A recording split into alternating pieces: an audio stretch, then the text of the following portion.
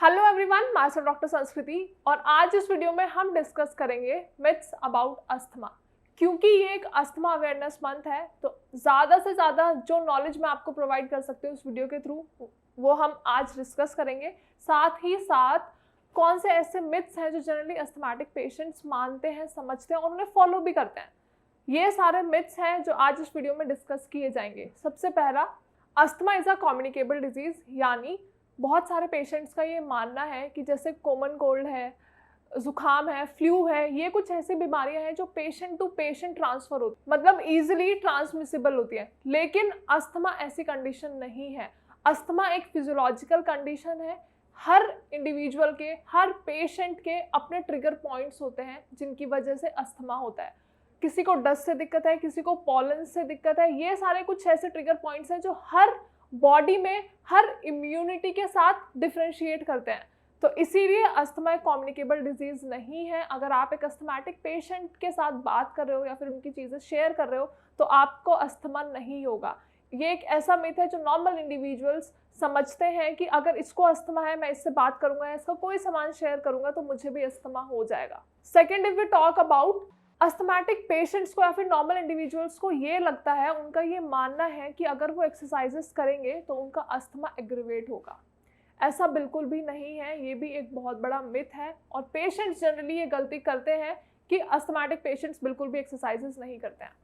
लेकिन let me tell you, asthmatic patients के लिए यानी आपके लिए एक्सरसाइजेस करना बहुत ज़्यादा ज़रूरी है। क्योंकि जब तक आप एक्सरसाइजेस नहीं करेंगे, पर्टिकुलरली ब्रीदिंग एक्सरसाइजेस जब तक आप नहीं करेंगे, आपके लंग्स एक्सपैंड नहीं होंगे।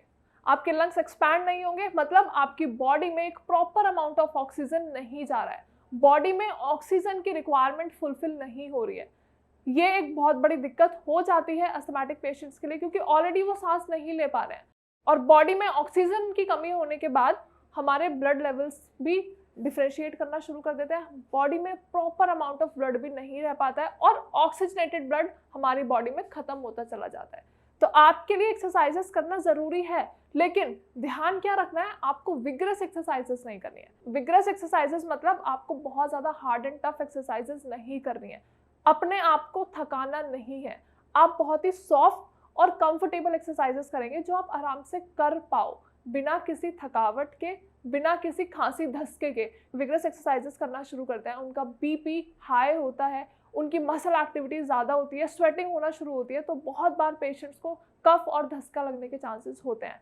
तो ये भी बहुत ज़रूरी है, आप एक्सरसाइजेस कर रहे हैं तो किसी की कंसल्टेशन में करिए और सामने वाले इंसान को ये पता होना चाहिए कि आप अस्थमैटिक पेशेंट्स हैं। लाइक सपोज अगर आप जिम भी ज्वाइन करते हो तो आपके जिम ट्रेनर को ये पता होना चाहिए कि आप अस्थमैटिक हैं।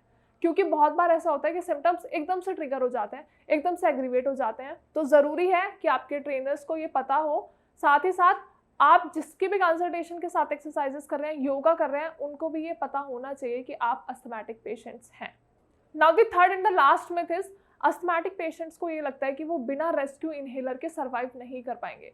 उनका ये मानना है कि उन्हें लाइफ लॉन्ग अस्थमा इनहेलर्स का यूज़ करना पड़ेगा, लेकिन ऐसा ज़रूरी नहीं है। आप अस्थमा की कंडीशन को एक्सरसाइजेस से as well as ayurvedic medicine से ठीक कर सकते हो। ये एक बहुत बड़ा मिथ है और जनरली पेशेंट्स इसको बहुत ज़्यादा मानते हैं कि उन्हें अस्थमा इनहेलर, रेस्क्यू इनहेलर हर बार यूज़ करना पड़ेगा। लेकिन लेट मी टेल यू, आप इनहेलर्स जब भी यूज़ करेंगे जब आपको एकदम से अटैक आता है, क्योंकि वो एक ऐसी कंडीशन होती है जहाँ पे हम सिम्टम्स को रोक नहीं पाते हैं, सिम्टम्स को एट टाइम्स समझ भी नहीं पाते हैं और पेशेंट की सिचुएशन बहुत ज़्यादा वर्स्ट होती चली जाती है।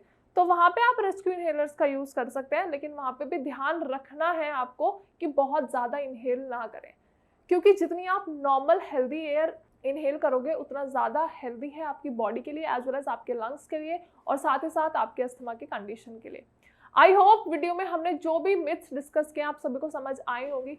क्योंकि ये अस्थमा अवेयरनेस मंथ है तो ये समझाना था आपको, ये आपको बताना था कि ऐसी कुछ गलतियां हैं जो अस्थमैटिक पेशेंट्स करते हैं या फिर ऐसी कुछ बातें हैं जो वो मानते हैं और वो गलत होती हैं। अगर वीडियो के रिगार्डिंग कोई भी क्वेरी है, आपको कुछ समझ में नहीं आया, आपको कुछ जानना है, कोई एक्सरसाइज समझनी है, मेडिसिन लेनी है, स्पेशली आयुर्वेदिक मेडिसिन अगर आप सर्च कर रहे हैं तो गो फॉर श्रेयास। हमारे डॉक्टर्स आपको बेस्ट कंसल्टेशन प्रोवाइड करेंगे। साथ ही साथ अस्थमैटिक पेशेंट्स को कौन सी एक्सरसाइजेस करनी है, कितनी एक्सरसाइजेस करनी है, मेडिसिन कब कब लेनी है और इनहेलर्स का यूज़ कब कब करना है, ये भी सब हमारे डॉक्टर्स आपको अच्छे से समझा देंगे। आप नीचे दिए गए नंबर पर कॉल कर सकते हैं, साथ ही साथ आप कमेंट सेक्शन में भी अपनी क्वेरीज मेंशन कर सकते हैं। Thank you so much.